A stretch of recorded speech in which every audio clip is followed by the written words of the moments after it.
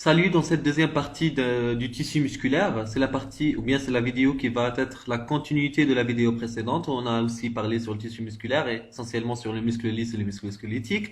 En cette deuxième partie, on va essayer de parler sur la vascularisation et l'innervation des muscles lisses, aussi la vascularisation et l'innervation des muscles squelettiques. Et ensuite, bien sûr, on va parler sur le muscle cardiaque également avec tous ces constituants et tous les éléments qui peuvent voilà, être soumises à ce muscle. Alors, en deuxième, ou bien en premier lieu, au départ, on va commencer avec le muscle lisse, c'est-à-dire sa vascularisation et son innervation. Alors, on voit ici une photo micrographie d'un muscle lisse, présentant bien sûr des cellules, ce qu'on appelle des myocytes, ou bien des fibres musculaires, qui sont, ou bien qui possèdent un gros noyau et qui sont sous forme, on voit très bien ici, je vais utiliser excusez-moi. Alors là, le pointeur. Alors on voit, ce sont des cellules qui sont sous forme fusiforme et présentant un noyau, un gros noyau central. Et ce qu'on voit ici en blanc, c'est le tissu conjonctif qui entoure ces myocytes, c'est ce qu'on appelle l'endomysium et aussi qui joue un rôle dans la jonction cellulaire et aussi l'adhérence cellulaire entre les différents myocytes. Voilà. Alors, ce tissu lisse, comme on a dit la dernière fois, il est présent dans les viscères, les parois des viscères creux, comme l'estomac et l'intestin grêle, etc., etc., etc. Tout ce qui est un organe creux. Et on va trouver ce muscle lisse au niveau de ses parois pour qu'il exerce ses fonctions biologiques nécessaires. Alors voilà, donc pour la vascularisation des muscles lisses, on va parler sur deux types de vascularisation, lymphatique et sanguine, et aussi pour son innervation. Alors pour sa vascularisation sanguine, c'est une vascularisation pauvre à cause de faibles dépenses énergétiques du muscle lisse et voilà, par rapport, par exemple, si on va comparer le muscle lisse avec un muscle squelettique ou bien avec un muscle cardiaque, c'est logique, il est très logique que les dépenses énergétiques de ce dernier sont beaucoup plus faibles, tout simplement parce qu'ils ne se contractent pas beaucoup, autant qu'un muscle lisse squelettique ou bien qu'un muscle cardiaque. Donc le muscle lisse, voilà, il dépense pas beaucoup d'énergie par rapport au muscle cardiaque ou bien au muscle lisse, pardon, au muscle squelettique.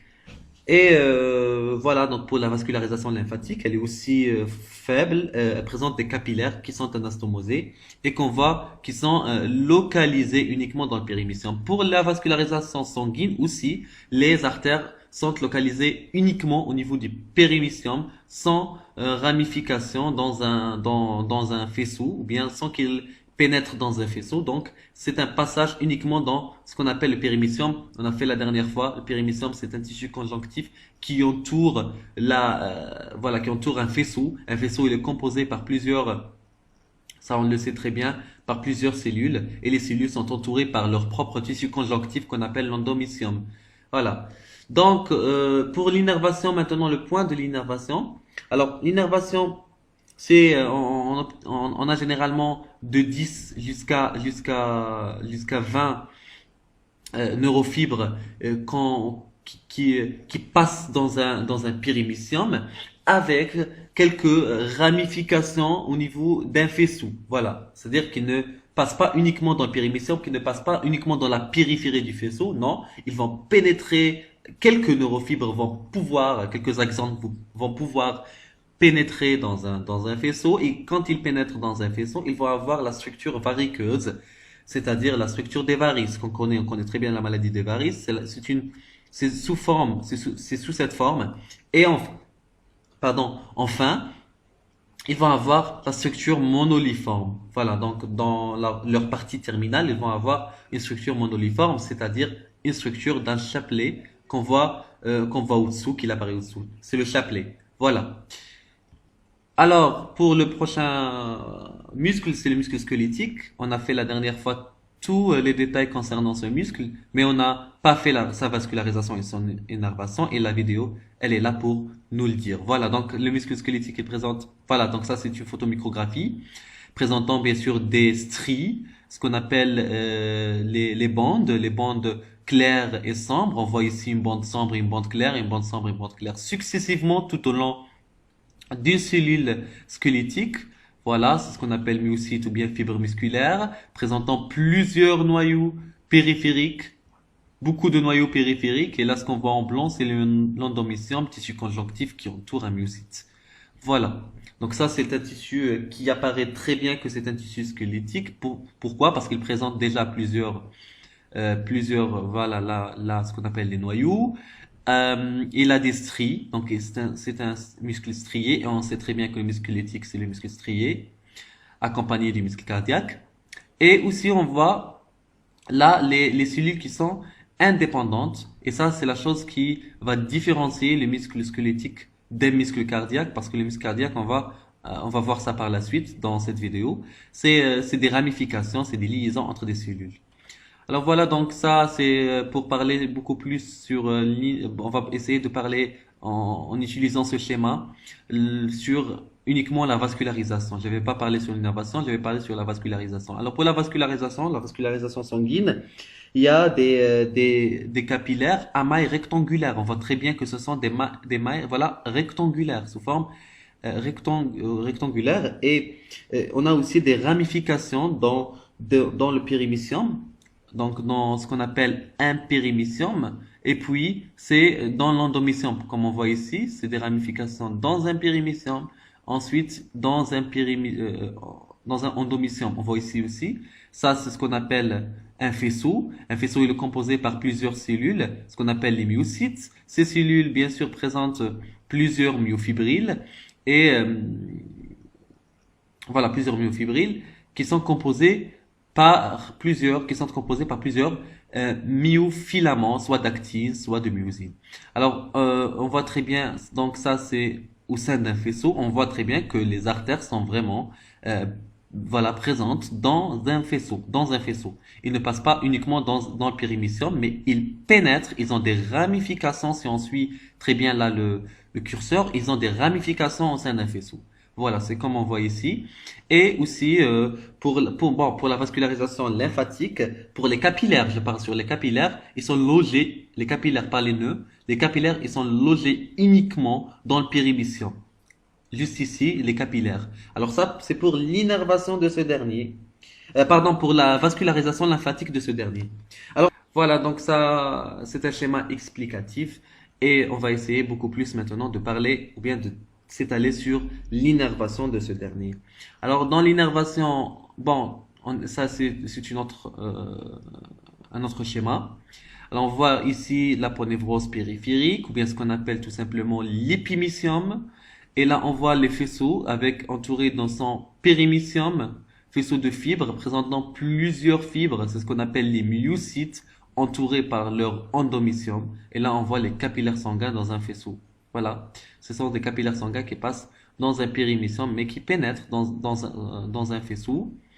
Voilà, donc ça c'est l'innervation, ça c'est le champ d'un faisceau. Ce qu'on voit ici en vert, le contour, c'est ce qu'on appelle le périmysium, c'est le tissu conjonctif qui entoure un faisceau. Un faisceau, il est composé déjà par, euh, voilà, là par ce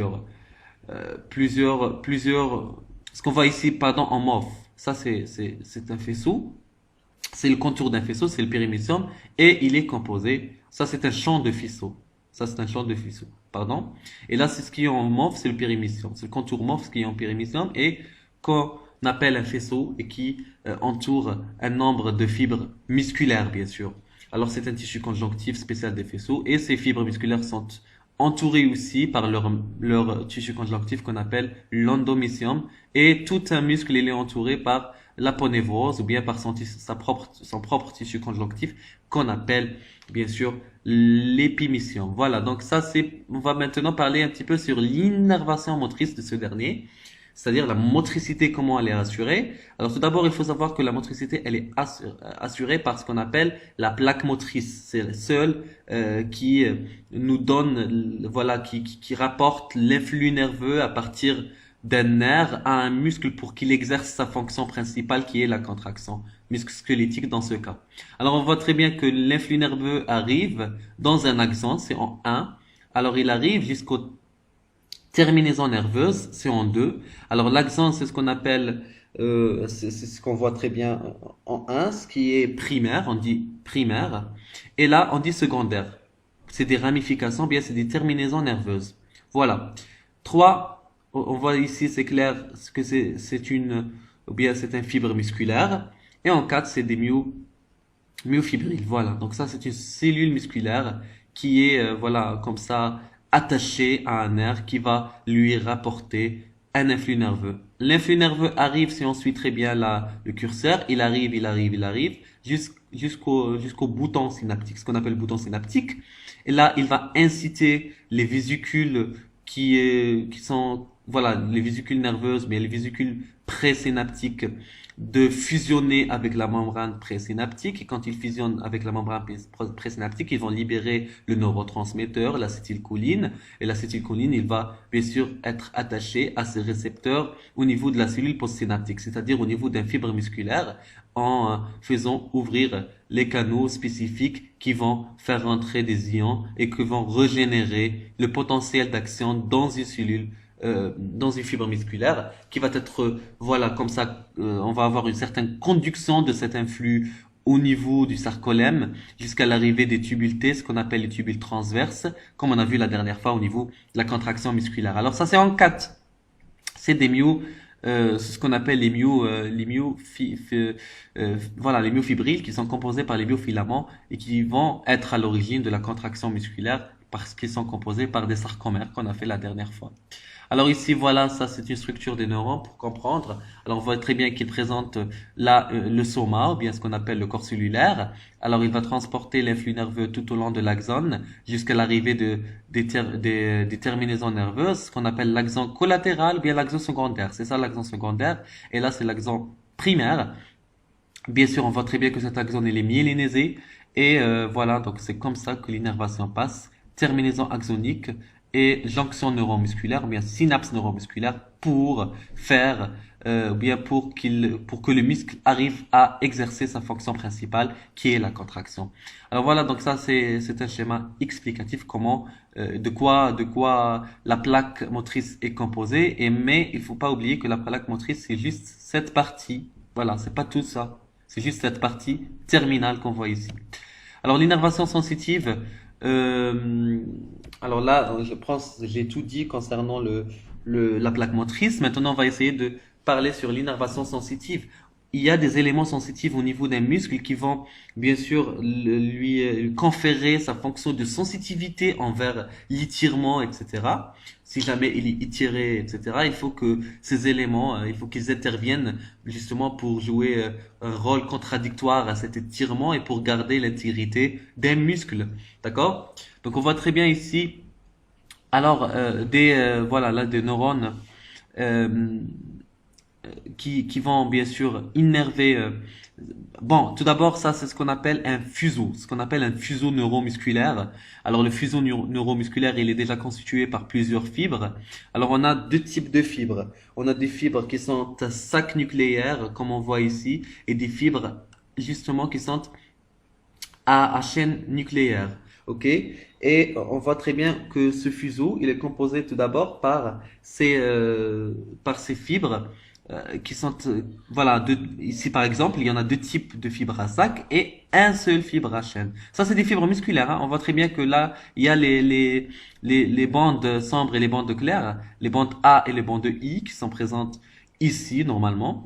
Et voilà, on voit ici très bien, là, cette capsule, on voit les fibres.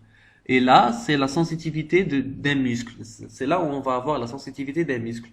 Alors, on voit très bien ce fuseau de quoi il est composé. Alors, on voit ces neurones. Ces neurones, ils vont avoir une déterminaison, bien sûr, au niveau on va dire des myofilaments, et c'est ou bien des myofibrilles. Là, c'est plus précis, c'est des myofilaments, et ces myofilaments, ou bien des myofibrilles ou bien des fibres tout simplement, en manière générale, c'est des fibres, ou bien des myosites, vont bien sûr être responsables à cette sensation de l'étirement, et donc ils vont jouer un rôle physiologique pour, voilà, pour envoyer un influx nerveux et pour recevoir un autre influx nerveux euh, qui va voilà inciter le muscle à jouer, voilà, une action contradictoire à l'étirement. Alors tout simplement, on voit ici des fibres à chaîne nucléaire et des fibres à sac. Alors à chaîne, ce qui est tout simplement comme ça aligné, à sac, voilà, c'est sous forme d'un sac. Voilà, on voit très bien que c'est sous forme d'un sac nucléaire. Alors on voit très bien ce qui est secondaire et ce qui est primaire.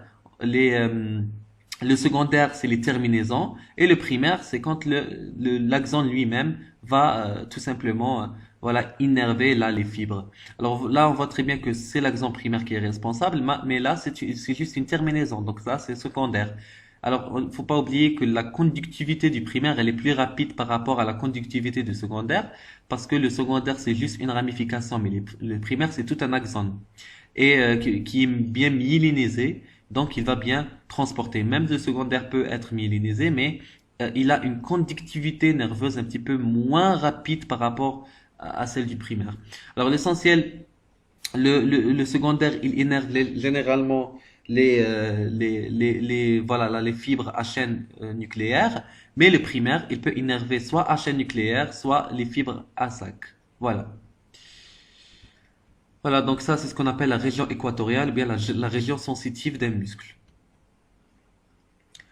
Alors là, c'est tout autre chose. Là, on va parler un petit peu, c'est sur ce qu'on appelle l'organe neurotendineux. Aussi, il est sensitif. On est toujours dans le cas où on est dans l'innervation sensitive. Alors, ça, c'est aussi un autre organe, un autre organite, on va dire, qui est responsable de la sensitivité des muscles. On peut le trouver au niveau de la jonction myotendineuse ou bien au niveau d'un tendon. Alors, c'est ça, c'est là où on trouve une jonction myotendineuse. Ça, ce sont des fibres musculaires. On voit très bien qu'ils sont bien striés. Et là, c'est une capsule conjonctive. Là, c'est une capsule conjonctive. Et ce qu'on voit ici sous forme de traits, ce sont des fibres de collagène. Voilà, ce sont des fibres de collagène. Et là, on voit que on a des neurones qui vont innerver la capsule conjonctive. Voilà, ici, pour cette sensation de sensitivité qui est très, très importante. Donc, c'est ça, c'est ce qu'on appelle le schéma de l'organe tendineux de Golgi. Voilà, donc là, les terminaisons secondaires, là, ce qu'on appelle l'exemple primaire, là, la capsule fibreuse, voilà, donc là, et là, on a les fibres avec leur propre striation. Voilà. Donc, maintenant, voilà, on va entamer le muscle cardiaque. C'est la chose la plus essentielle, la plus importante ici. Voilà, donc le muscle cardiaque est présent, ça c'est une photomicrographie d'un muscle cardiaque. On voit très bien que ce sont des cellules, on voit ici des cellules, une cellule centrale et grandes cellules. Et les cellules, voilà, ce sont des cellules aussi qui apparaissent un petit peu irréguliers, n'est-ce pas? On voit des cellules qui apparaissent irrégulières. Et puisqu'ils apparaissent irrégulières, ils sont donc à chaîne ramifiée. Il y a des ramifications. Ce sont des cellules qui sont bien connectées entre eux, contrairement à un muscle lisse ou bien à un muscle squelettique. On voit des cellules qui sont pas autonomes, qui sont pas indépendantes, qui sont cellules dépendantes. Chaque cellule est dépendante d'une autre cellule. On va voir ça par la suite. Pourquoi on a cette dépendance. Et on voit ici aussi ce qu'on appelle l'endomysium, ce qui entoure les cellules voilà, myocardiques. Ça, c'est une photomicrographie d'un tissu myocardique. Alors voilà une autre photomicrographie d'un tissu myocardique. On voit ici ce qui est juste là, qui apparaît un petit peu gras, c'est ce qu'on appelle les disques intercalaires. Et là, on a les fibres musculaires cardiaques, ou bien les cellules, qui sont bien connectées, bien ramifiées entre eux, et des noyaux qu'on trouve ici. Alors, pourquoi on a cette ramification? Il faut juste le dire. Alors là, alors je vais dire ça par la suite, c'est mieux. Alors là, on a une comparaison entre les trois muscles. On voit très bien comment un muscle squelettique est bien strié. Même le muscle cardiaque, il est strié. Et cette striation transversale, elle est identique à celle de la cellule musculaire striée au niveau d'un muscle cardiaque. Bien sûr, alors, le muscle cardiaque, il est un petit peu à chaîne, on va très bien à chaîne ramifiée, mais là, ce sont des cellules indépendantes et bien orientées. Là, c'est non, c'est des ramifications qu'on voit très bien ici. Et on voit ici qu'il présente des disques intercalaires. Voilà, entre chaque cellule et cellule, on a des disques intercalaires. Là, c'est un muscle lisse qui présente des cellules plus ou moins fusiformes avec un noyau central. Alors, ça, c'est une comparaison, meilleure comparaison entre trois cellules. Deux muscles striés, ce qu'on appelle le squelettique et le cardiaque, striés, présentent des striations. Et bien sûr, là, là, on voit deux muscles involontaires, cardiaque et le lisse. Et là, c'est volontaire. Voilà. Et là, il n'est pas strié, il est lisse déjà. Voilà, donc ça c'est donc pourquoi on a cette ramification justement, pourquoi on a cette structure. Là, on n'a pas cette structure, on n'a pas un vide. On voit très bien qu'il n'existe pas un vide entre les cellules. Ce sont des cellules qui sont bien, voilà, on voit très bien qu'il y a une certaine jonction entre les cellules. Ici, il y a un certain vide entre les cellules. Pourquoi?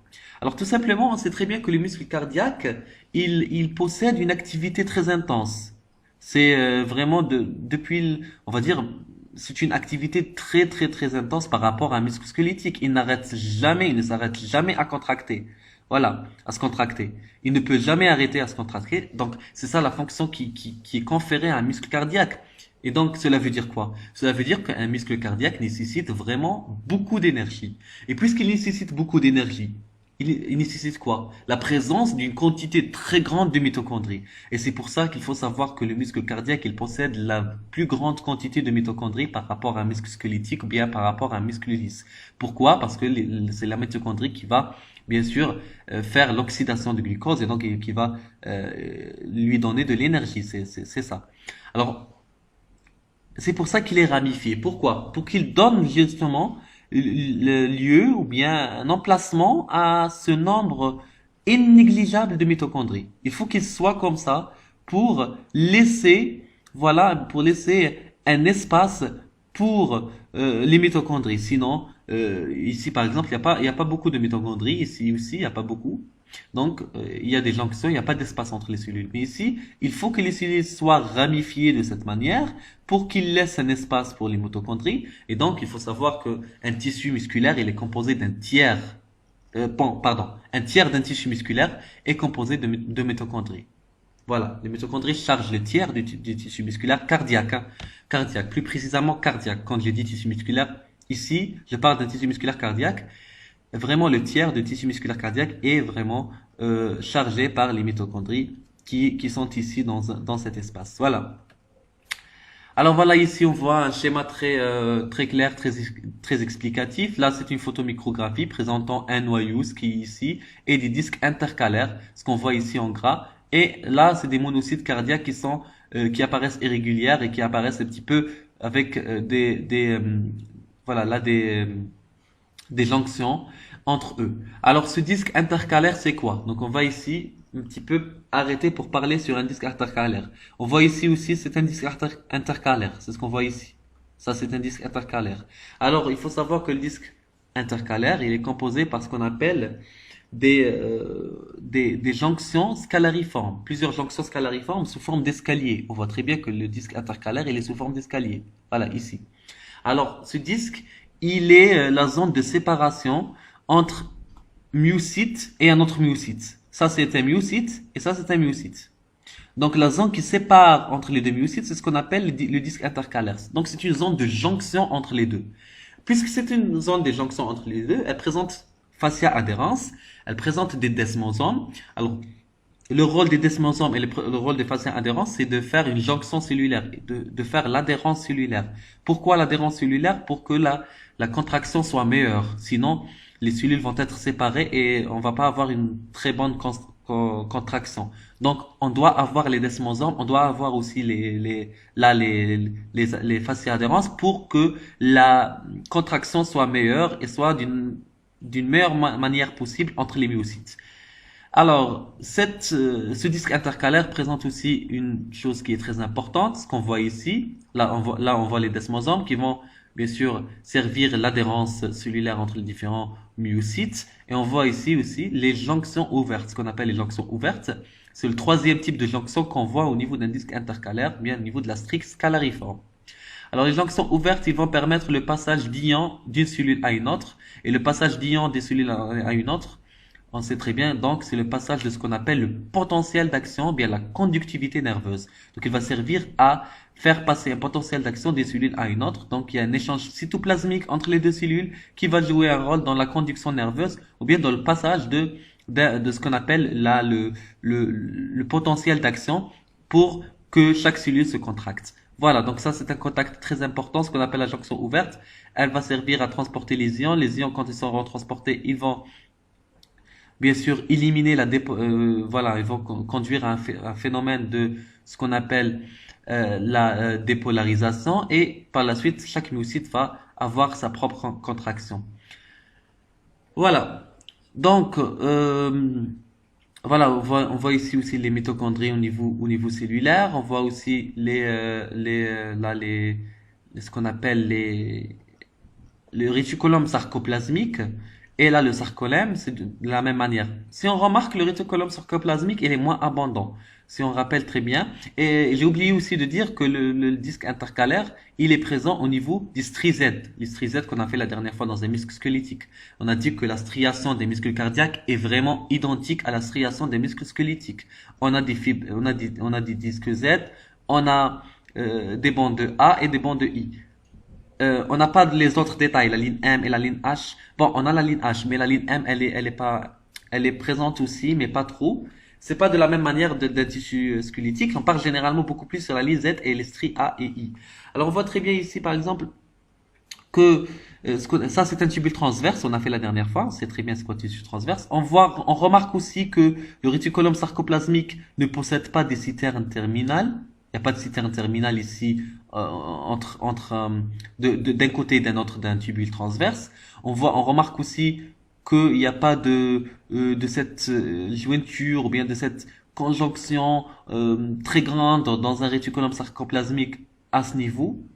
Il n'y a pas. Les tubules T chargent généralement la strisette. Voilà, ils chargent l'emplacement de la strisette, les tubules T, et même les disques intercalaires, ils chargent le lieu de la strisette. Elle est présente la strisette, mais même le disque intercalaire, il est présent au niveau, c'est-à-dire au niveau de la strisette, et même c'est le cas pour le tubule transverse, ou bien ce qu'on appelle le tubule T, c'est ce qu'on voit ici, comme une invagination du sarcolème, ou bien ce qu'on appelle de la membrane plasmique qui entoure un myocyte. Voilà. Alors, en principe, j'ai tout détaillé. Les jonctions ouvertes, ce qu'on voit dans un disque intercalaire qui est composé de jonctions ouvertes de fascia adhérence, aussi de desmosome. On a déjà détaillé le rôle des desmosomes et le rôle de fascia adhérence et aussi le rôle de jonction ouverte.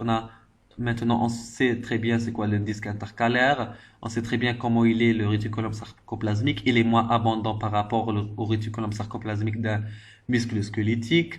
Et on voit aussi le noyau ici, par exemple, du premier myocyte et des mitochondries. Et voilà, donc là, c'est le rôle principal. Alors voilà, donc ça, c'est ce qu'on appelle un disque intercalaire ou bien un intercalated disc, ce qu'on voit ici. Alors, il est composé tout d'abord par des desmosomes, fascia adhérence et les gap junctions, bien les jonctions ouvertes, bien les jonctions communicantes. Voilà, ça c'est action potential, c'est-à-dire le potentiel d'action qui est transporté d'un fibre à un autre, on voit très bien, grâce à la présence des gap junctions qui vont transporter des ions. Ces ions vont bien sûr déséquilibrer, on va dire, la contraction intracellulaire et extracellulaire ionique, et donc cela veut dire qu'ils vont régénérer un potentiel d'action dans la cellule adjacente. Voilà, donc ici on voit des desmosomes et de fascia adhérence qui vont jouer un rôle dans la connexion entre les deux cellules, ou bien les deux myocytes voisines. Voilà. Bien voisin, le monocyte c'est masculin. Alors, comme on voit au niveau de cette vidéo, on voit que très bien que le muscle cardiaque, bien le cœur, il est séparé, il est carrément séparé puisqu'il est séparé du corps, voilà. Mais malgré ça, il exerce sa fonction le plus normalement possible. Certes, il est branché à une machine, mais il exerce sa fonction.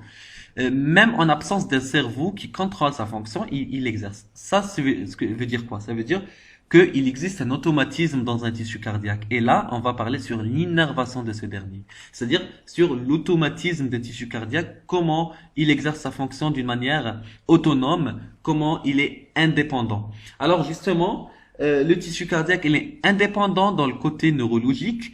Il régénère son potentiel d'action seul.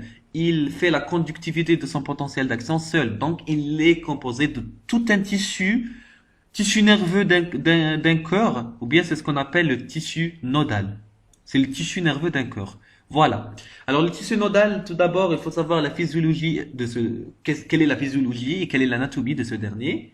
Alors, la physiologie, tout d'abord, bon, il faut dire que le cœur, comme on sait très bien, il est composé de deux oreillettes, une oreillette droite, une oreillette gauche, et deux ventricules, aussi, voilà. Et au départ, le potentiel d'action, c'est ce qu'on voit ici, cette boule qui est jaune ici. Alors c'est là où le potentiel d'action va prendre son origine. Donc, c'est-à-dire la régénération et la naissance d'un potentiel d'action, c'est au niveau de ce nœud, ce qu'on appelle le nœud sinusal. Il est appelé nœud sinusal, ou bien comme c'est écrit, c'est le centre rythmogène. Il a aussi un autre nom. En principe, c'est le nœud de Kate-Flack ou quelque chose comme ça. Alors, c'est là où on va avoir la naissance, c'est là où on va avoir, on va dire, la régénération, la naissance, beaucoup plus, la naissance euh, de l'influx nerveux. Et tant que l'influx nerveux va être transporté, il va aller juste là. Alors, juste là où on a on a le nœud auriculo-ventriculaire. Voilà, c'est ce qu'on appelle le nœud auriculo-ventriculaire. Alors, il est entre une oreillette et le ventricule, et c'est pour ça il joue un rôle de jonction, ou bien euh, pas une jonction, mais il est dans un lieu où il y a une séparation de ces deux, voilà, de ces deux éléments. Et à ce niveau-là, on va avoir la régulation et la modulation de l'influx nerveux. Voilà, c'est là où l'influx nerveux va être modulé et l'influx nerveux va être régulé. Si jamais il est potentiel d'action beaucoup plus, si jamais il est exagéré ou bien il est voilà, donc il peut causer par exemple une fibrillation du myocarde, etc., etc., etc. Alors ce nœud il est nécessaire pour la régulation de ce potentiel d'action et pour qu'il envoie un potentiel d'action aux cellules qui vont jouer le rôle de contraction musculaire, un potentiel d'action qui est adéquat. Voilà. Alors après ça, l'influx nerveux va passer à ce niveau-là, et là c'est ce qu'on appelle un faisceau. Un faisceau auriculo-ventriculaire. Ça c'est un faisceau auriculo-ventriculaire. Là c'est un nœud auriculo-ventriculaire, et là on arrive à un faisceau auriculo-ventriculaire qui relie bien sûr les oreillettes comme c'est écrit au ventricule. Voilà. Alors on voit très bien que au niveau de ce faisceau, il y a le transfert de l'influx nerveux. Et là, on voit que ce faisceau, il y a une certaine bifurcation de ce faisceau. Voilà. Alors, au niveau de cette bifurcation, on va avoir donc les branches de faisceau. Un faisceau et les branches d'un faisceau. Alors, une branche qui est une branche, voilà, une branche droite et une branche gauche. Alors, ces branches vont, bien sûr, transporter, parce que là, on a le septum interventriculaire, ce qui sépare les deux ventricules. Alors, ils vont jouer un rôle de transportation de l'influx nerveux à chaque côté.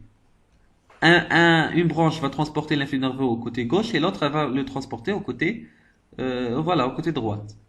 Alors, avant de détailler tout ça, il faut savoir que l'influx nerveux va être transporté au niveau des deux branches et par la suite, il va arriver à ce qu'on appelle les myofibres de la conduction cardiaque. Ça veut dire quoi? Ça veut dire les cellules effectrices de l'action. Ce sont des cellules qui vont euh, jouer l'action. Et donc, ils vont être à l'origine, on voit très bien, grâce à leur ramification, ils vont être à l'origine de la dépolarisation des cellules contractiles des deux ventricules. Et donc, ils vont, bien sûr, dépolariser les cellules contractiles de ces deux ventricules. Alors, il faut savoir que le tissu musculaire cardiaque, il est composé par trois cellules principales. On a la cellule myocardique, et la cellule cardionnectrice et aussi la cellule myo-endocrine. Alors pour la cellule myocardique, c'est la cellule qui exerce l'action qu'on trouve ici. C'est elle qui va voilà faire l'action de la contraction musculaire et donc on va avoir la contraction du myocarde. On a aussi la cellule, ce qu'on appelle la cardionnectrice. Alors, et aussi la cellule myo-endocrine. Alors, la cellule cardionnectrice, pardon, c'est la cellule qui est à l'origine de la conduction nerveuse et qui joue un rôle aussi de la régénération de potentiel d'action, etc.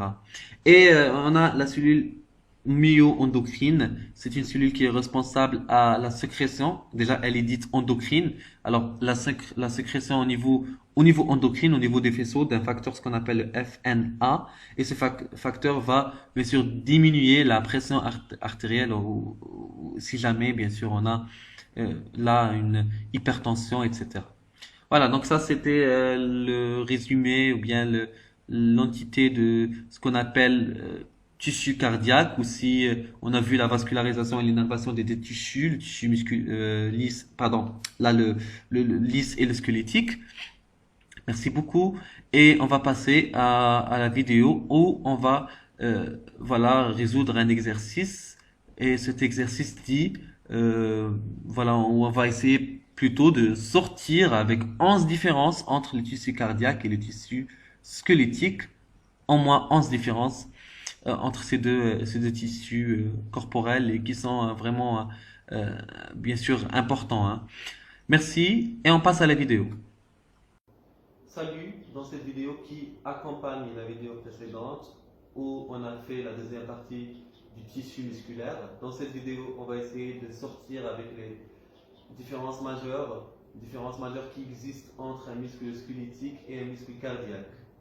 Alors, on va essayer de parler tout d'abord sur la structure des muscles squelettiques, ou bien des muscles cardiaques. C'est la différence la plus majeure, bien sûr, parce que on va sortir on va faire sortir cette différence en voyant bien sûr les photomicrographies qui sont déjà disponibles, qui apparaissent en dessous.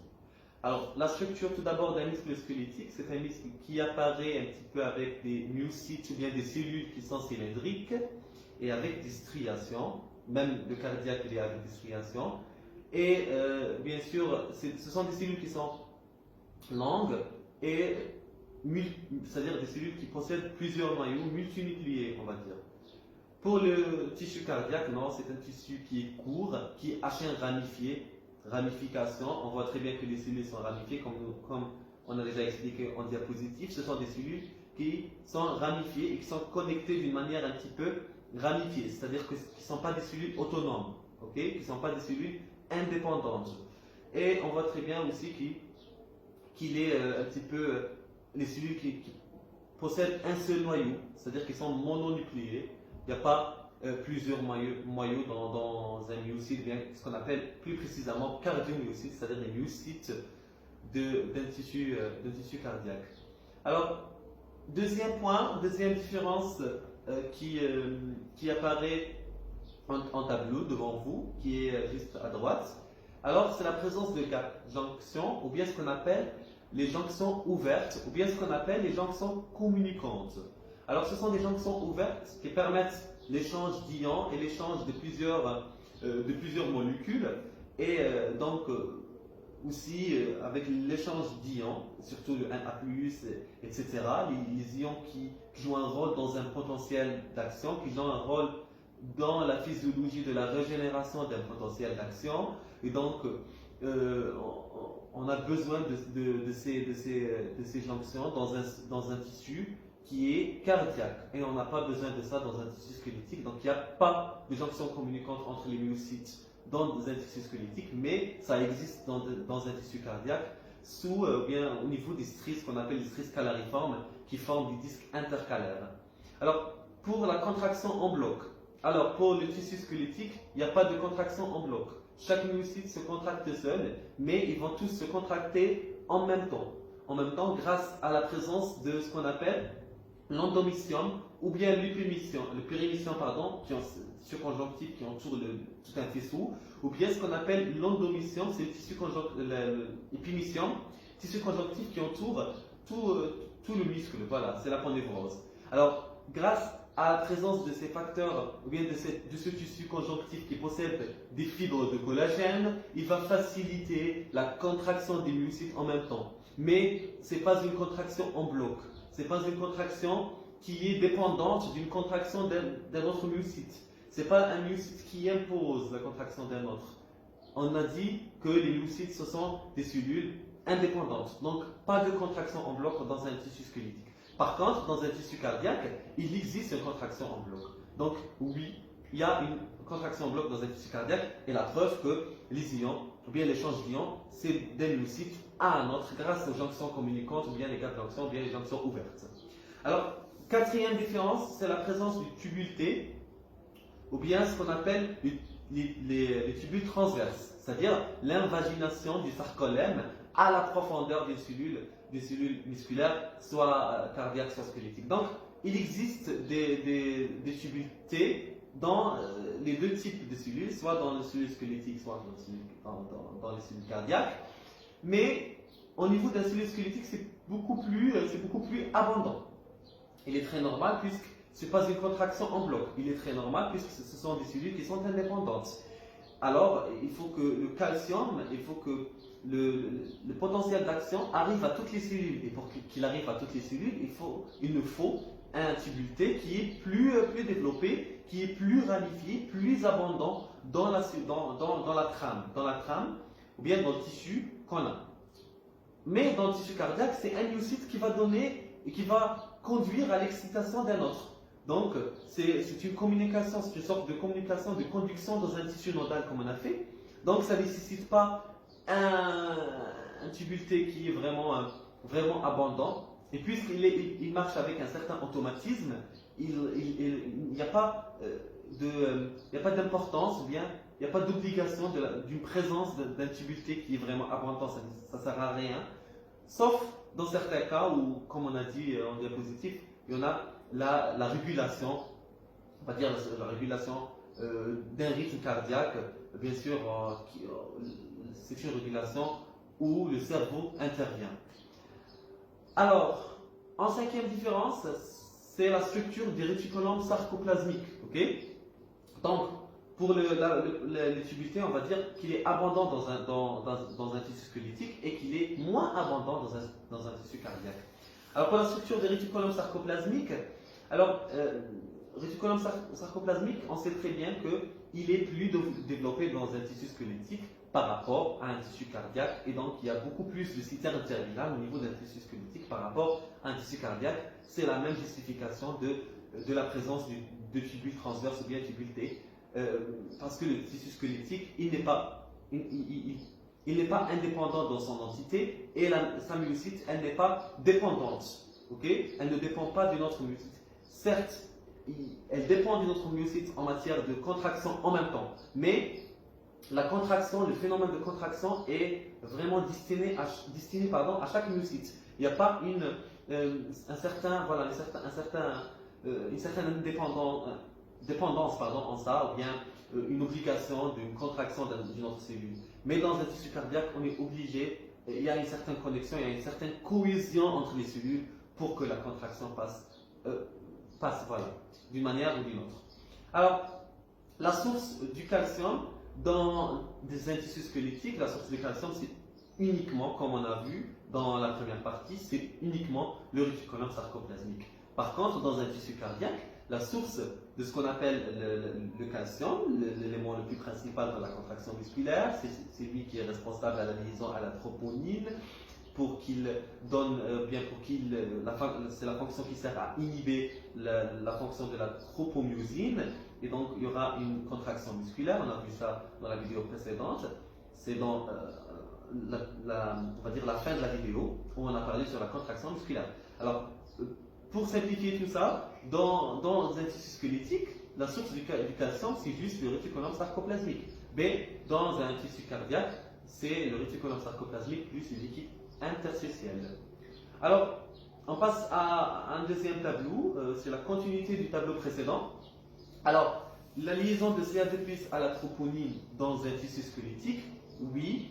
Dans un tissu cardiaque, oui. Il faut que le CAD+, qu'il se lie à la protéine troponine pour, bien sûr, faire sortir pour régénérer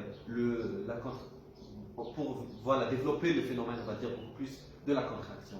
Alors, dépolarisation automatique dans un tissu squelettique, il n'y a pas de dépolarisation automatique. La dépolarisation, elle est causée par le phénomène de contraction. Chaque cellule doit être soumise à un phénomène de contraction, c'est-à-dire l'arrivée d'un potentiel d'action des cellules présynaptiques, libération d'un neurotransmetteur au sein de la fente synaptique. Le neurotransmetteur exerce sa fonction sur la cellule postsynaptique où il va se lier à des récepteurs postsynaptiques qu'on trouve au niveau de la membrane plasmique de la cellule postsynaptique. Ensuite, l'ouverture des canaux postsynaptiques et la régénération d'un potentiel d'action dans la cellule postsynaptique. Ça, ce n'est pas le cas dans le tissu cardiaque, peut-être il y a une cellule ou la cellule originale qui va bien sûr avoir cette action, mais par la suite c'est une sorte de, comme on a dit, de conduction nerveuse entre les cellules, et donc c'est une cellule qui prend le potentiel d'action d'une autre cellule. Et donc ça, c'est une sorte de dépolarisation automatique. Donc oui, ça existe la dépolarisation automatique dans un tissu cardiaque, mais dans un tissu squelettique, il n'y a pas de dépolarisation automatique. Chaque cellule doit être dépolarisée par une cellule présynaptique. Alors, bien sûr, ce qu'on appelle le tétanos, c'est la fameuse maladie. On voit des schémas ou bien des figures qui apparaissent au-dessous. C'est une maladie très connue. Alors oui, la maladie du tétanos peut toucher le tissu squelettique, mais pour un tissu cardiaque, ce n'est pas le cas. Alors la source d'ATP dans un tissu squelettique, c'est aérobie, c'est-à-dire en présence de l'air, de l'oxygène, et anaérobie aussi, c'est-à-dire en l'absence d'oxygène. Et en l'absence d'oxygène, on sait qu'il y a le phénomène de fermentation, et quand on parle de fermentation, on parle aussi de la fermentation lactique, etc., etc. Il y a plusieurs. Alors pour le cardiaque, c'est juste uniquement, exclusivement on va dire la respiration ou bien la source d'ATP aérobie. Voilà. Alors en dernier lieu, on a la présence des myofibrilles.